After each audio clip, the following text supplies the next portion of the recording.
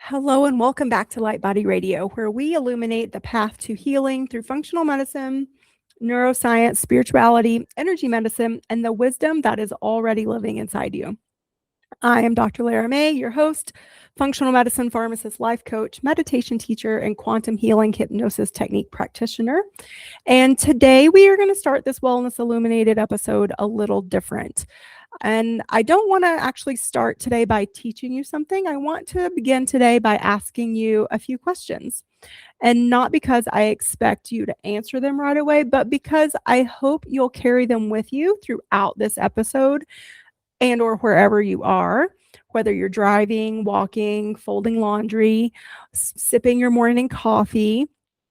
I want you to center yourself, maybe drop into your heart space, take a nice, long, slow, deep breath, and just open yourself up to curiosity.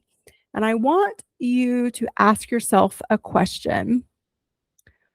Why do you want to heal? Not necessarily what symptom do I want to get rid of, and not what diagnosis do I want to overcome, but why am I searching for healing?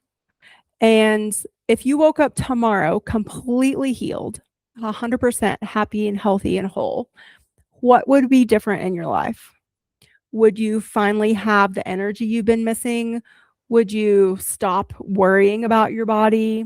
Would you maybe feel lighter, freer, more peaceful? Would you trust yourself again? Would you finally feel like yourself again? Or perhaps would you realize you've never actually met your truest self? So let me ask you another question. How did you get here? What brought you to this moment? Was it a diagnosis? Maybe it was burnout, a relationship ending, the loss of someone you love, anxiety or a health scare, or maybe it wasn't even something that dramatic at all. Maybe just one morning you woke up, looked in the mirror, and thought, man, I don't know how I got here, actually. How did I get here? So, how is your healing journey going? Really? Not the answer you give to strangers or like people that you superficially know and are having, small talk with, but really answer honestly to yourself. How is your healing journey going? How long have you been on this healing journey? I mean, for most of us, it's most of our lives, but usually we don't even realize it until something pops up in our periphery and our knowingness that draws our attention to it. So after reading every book and I'm sure listening to every podcast under the sun, trying every diet, buying every supplement, working with different practitioners, maybe the next thing will finally be the answer. And if you've been on this journey for a while, I'd like you to ask yourself one more question. What is it that you're still hoping to find? What have you not found yet? And take a moment with that, because I think the answer to that question may change the way you think about healing forever. And if any of these questions resonate with you, I want you to realize that I've been there too. And for a lot of years, I thought healing was something I was trying to achieve. I thought it was the diagnosis I was trying to fix. I thought if I found the right supplement, the right practitioner, the right peptide, the right meditation, or the right protocol, then one day I would finally become healthy, feel better, become whole, finally become enough, even maybe. As someone who has spent my career immersed in medicine, I do genuinely love learning. I love science. I love human physiology and biology. I love understanding the incredible complexity yet simplicity of the human body. And functional medicine has given me the tools that have transformed lives, including my own. And I've watched people along with myself reclaim their energy, reverse chronic disease, balance their hormones, reduce inflammation, be able to sleep through the night for the first time in years. And really, it's very rewarding and extraordinary work. And I'm very grateful to be doing it. But somewhere along the way, I also realized that we had turned healing into another achievement. Like, we're so good at doing that in the Western world. It's always about achieve and strive, achieve and strive. So healing became a destination or another version of success that maybe I was even trying to earn or, again, like, strive for. But through the functional medicine, through the self-coaching, through meditation, and especially through my work with QHHT, quantum healing hypnosis technique, something definitely shifted. And healing to me has now not become something new or something different. It's actually a remembering of who I am at my core, who you are at your core. And that has really changed my outlook and perspective on healing and how I understand health as a whole, health and wellness as a whole, and how I understand and look at suffering, spirituality, and ultimately, really what it means to be human. And then I asked myself, well, what if we've been misunderstanding healing all along? What if the greatest healing isn't adding something in, adding more?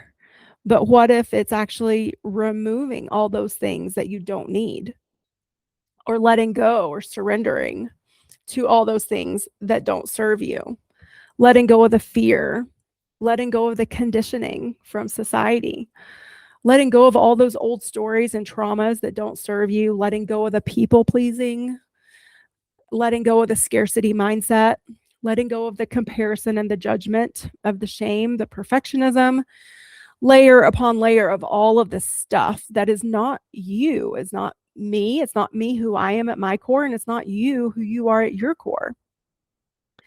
So there is this story that you've probably heard before, this analogy that David was already in the marble, the big statue of David that Michelangelo so beautifully crafted. So people asked him how he sculpted the magnificent statue of David. And his response has been translated and paraphrased in many different ways. But the heart of it, the essence of his response, is David was already in the marble. I simply removed everything that wasn't David. And I love this metaphor, especially when we think about it in terms of our health and our healing. So what if healing works the exact same way? What if your peace already exists? What if your joy already exists? What if your health is in there? It's already there. And we're actually bogging it down with this inflammation, right? So, but that's true for our love, our light, our purpose. It's not something that we need to manufacture. It's already there. It's not something we need to earn. And it's not something someone else can give us. We have to create it for ourselves and or uncover it for ourselves. Michelangelo saw David, not because he created David, but because he recognized what was already in that stone. So I wonder, what if our soul sees us the same way? Not as something broken or damaged or unfinished or somebody or something that's waiting to become worthy, but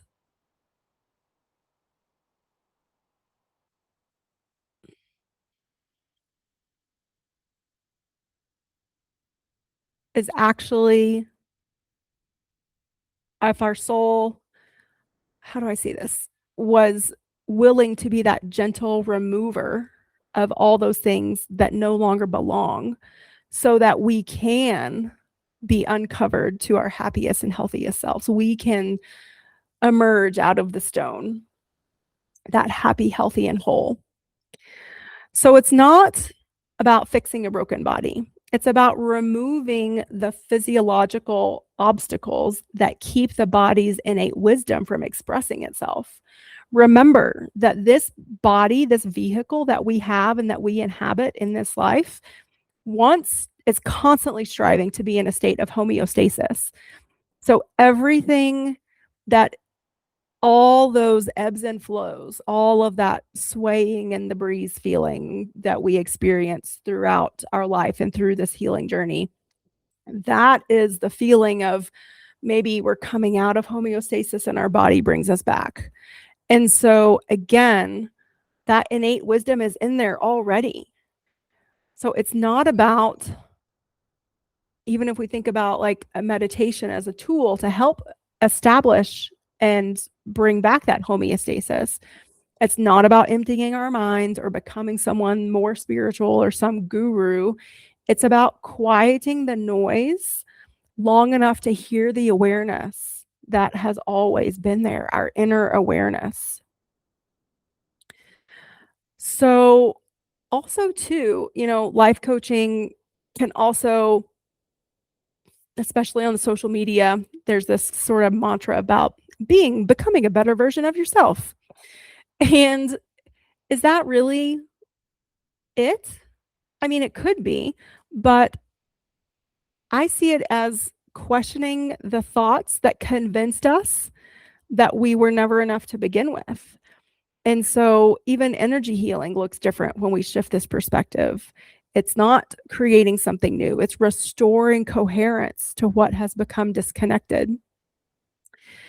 And the quantum healing hypnosis technique, again, such a powerful tool and modality, because through this, I watch people connect with their inner wisdom, with that healing wisdom that they already have within them. And I've seen miraculous, instantaneous healings. And it was all done by just the person on the sofa or on the bed in the hypnosis. Them. It wasn't me, because all I did was guide them into that state to be open to receive and hear their higher self, that inner wisdom. It was finally allowing themselves to recognize that peace that has always lived within inside of them. So there are different modalities, there are different doorways, but the destination is the same. It's the same homecoming. But this also raises another question. If our wholeness has always been there, if our bodies, our minds, and our souls are carrying this wisdom and have always carried this wisdom, then how and why do we forget? And I think that answer to that question shifts us again. And that's sort of where we're going to go into next. Like, why do we forget? If healing is the remembering, then the obvious question becomes, why did we forget in the first place? And we're constantly questioning. And I think a lot of it, and that's healthy and that's normal and that's great. And if you stop questioning, I think that's something to actually be worried about.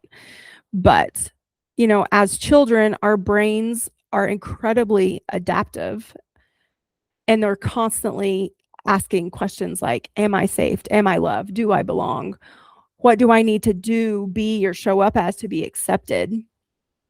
And our nervous system pays attention to every interaction, every environment, every experience. And long before we can consciously explain what's happening, our brain has already gathered the evidence about the world and is starting to shape our perceptions and how we perceive reality and how we react to this reality that we're perceiving. So it begins to create protective strategies. So some of us learn to become the high achiever or the caretaker, the perfectionist, or even invisible. Some of us learn to be fiercely independent because asking for help actually felt unsafe. Others of us learn to stay small so that we don't become targets of abuse or bullying. And these aren't the personality traits we were born with. These are things that we learned to survive. And so again, it was just our brain trying to adapt for survival. Our nervous system isn't trying to limit us, it's trying to protect us. And that's a really important distinction and something to keep in mind. And the problem is that what protects us at 5 years old often does become the thing that limits us when we're 45 years old. And so we really have to consciously and with intention deprogram ourselves at some point, because even after the danger is gone, our brain, since it's such a great pattern former, wants to just keep repeating those patterns. And so let's dive into the biology of remembering. What would that look like in our body? And so, again, you know me, I love bringing the functional medicine and the neuroscience into these conversations. So, when we're living in chronic stress, unresolved trauma, inflammation, nutrient deficiencies, blood sugar instabilities, poor sleep, hormone imbalance, our brain shifts into survival mode. The amygdala, which is the brain's alarm system, becomes more active. The stress hormones like cortisol remain constantly elevated. And especially if you've listened to several of these episodes, you know what that does to your body. The prefrontal cortex, the part of the brain responsible for reflection, creativity, long-term planning, and thoughtful decision-making, becomes less efficient. And so, in other words, when the body doesn't feel safe, the mind has a much harder time accessing that flow state, accessing the healing state, accessing the homeostasis. It's too busy trying to survive and protect. And this is one of the reasons that I love how functional medicine can come in here, because people often, they want a lab value to fixate on a number and fix that number. And even in Western medicine, we say treat the patient, not the number. And this is something I teach my students all the time.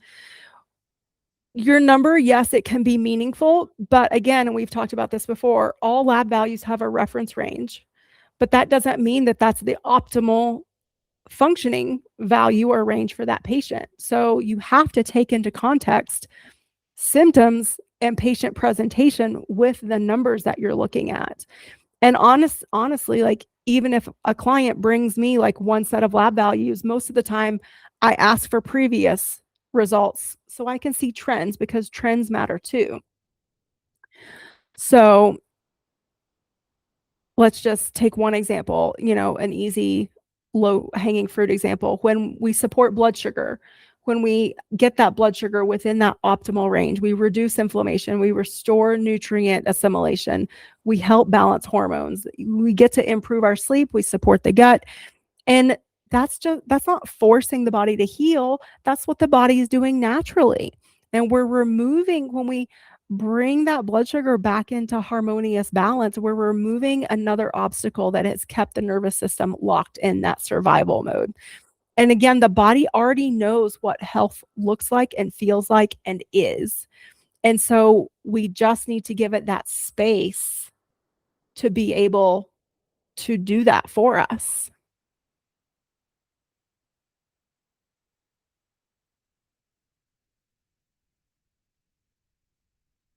So in my evaluation of this question, what is healing and why don't we heal? To me, healing is the process of uncovering and remembering. And so this is why I no longer really see healing as self-improvement per se. Self-improvement assumes that the original version of you was somehow inadequate or broken or, dysfunctional. But healing itself tells a different story. Healing says your essence was never lost. It was simply covered up or hidden. Maybe it was covered by fear, expectations, old identities, survival.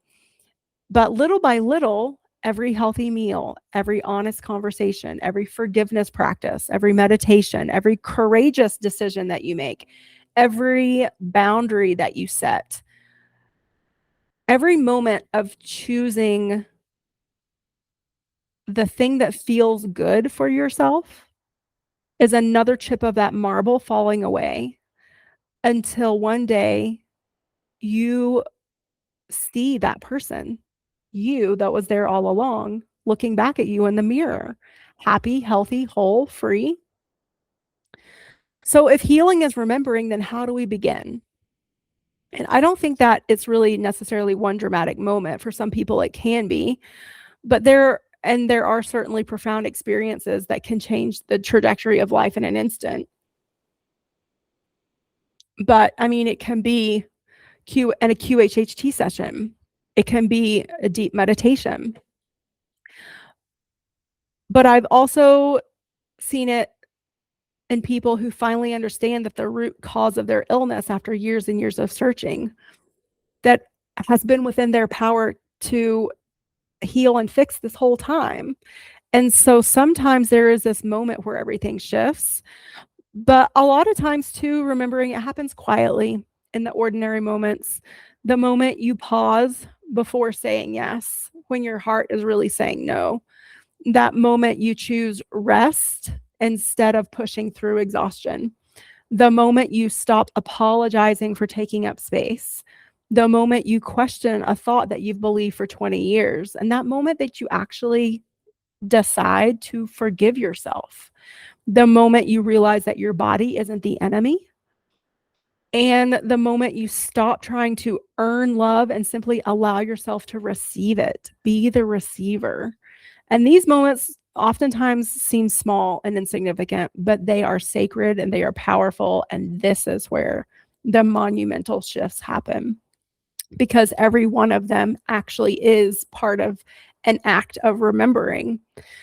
So healing really is a daily choice. And this is why I entitled this episode, Healing is a Choice, but not the one you expect. When most people hear that phrase, they think I'm talking about, again, choosing the right diet, supplement, meditation, practitioner, blah, blah, blah, all those things, whatever. But really, the deepest choice and the big choices are, will I continue to live from a place of fear, or will I begin to live from a place of truth? And every day, often multiple times a day, we are presented with that option. I mean, and this is, if you pick up your phone and immediately turn on your news app, I think this is a big one, because that's actually what the news is asking you to do. Believe in the fear, believe in all of the things that all these people are making up in the world and all this drama and destruction that's being made up, or believe in the truth of love, that love exists, that love prevails, that love is actually the driving force of the universe. So, will you remember yourself? Will you choose your health, your well-being? Will you be selfish, but in the healthiest way possible?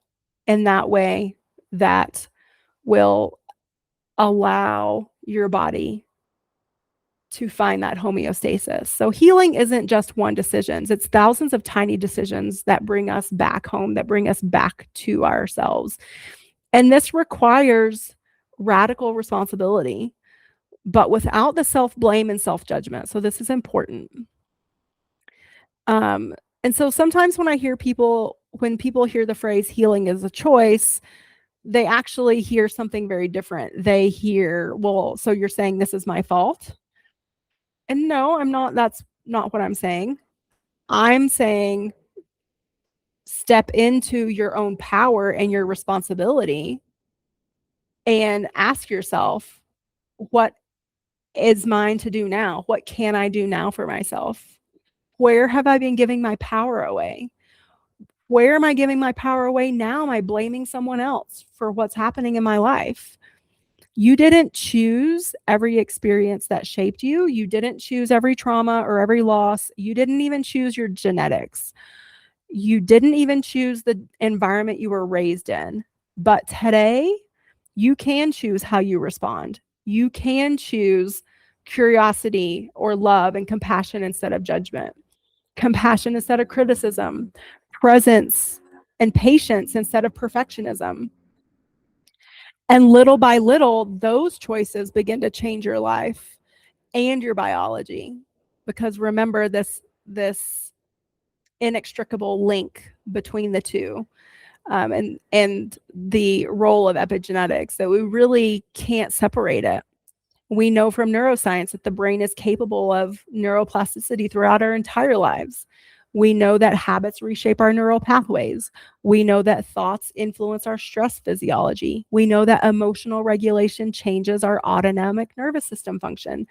Science tells us that change is possible, and it is also dramatically impactful on our biology. Spirituality reminds us why it matters. And together, they offer the recipe and the formula for healing. So, I would like to challenge you to reclaim your power, reclaim your life. Take control. It's yours. Stop giving your power away to other people, to institutions, to thought forms that aren't true, to the news, to political parties, to even maybe people you're in relationship with. Maybe you're giving your power away to a spouse or to a parent. Really sit down and evaluate, where is your power going? Because if you're giving your power away to other people, you don't have that power available to help yourself heal.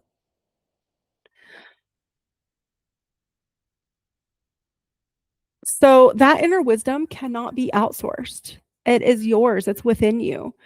And there is a difference between information gathering and cultivating that inner knowing and that inner self trust. And so it's important that we cultivate that inner self trust and we really get to know that inner voice. What does it feel and sound like when I hear a yes? What does a no feel and sound like? What do I do to respond to either a yes or a no? Do I go down the path in conjunction with whatever that is? Meaning, if it's a yes, do I take that path, that step? Or even if I hear a yes, do I talk myself out of it and tell myself no or tell someone else no? And then we wonder why we have challenges in our lives. So, what is the practice of remembering? What does it actually look like? It can look like placing your hand over your heart before the day begins and asking, what do I need today? I know I'm going to be a lot of things to a lot of different people, but what do I need for me to show up so that I can serve other people? What does loving your body look like? What does choosing to love your body look like? What does being willing to release the self punishment? Stop beating up on yourself. Let that shit go. What does presence over perfection look like for you? What does coming home look like? Coming home to your true self, coming home to your health and your wellness. And it's not a destination and it's never finished. You're constantly creating it. And that's great because that means there's always the potential to create something new and different the next day. If you don't like how it went today, then you have the opportunity to change it. You have the choice, the opportunity, the power to choose love over fear, to choose trust over control. And so as I reflect on my own healing journey and ask myself these questions as well, it's also interesting to me as I work with other people and watch them evolve and change and or sometimes resist that change, which is also very interesting to me. That's sort of what triggered the inspiration for this episode today. We are fully human and fully divine all at the same time. And it doesn't mean that we never struggle. Like, healing and being human doesn't mean that we never struggle and we never grieve. We do. Those are part of being human.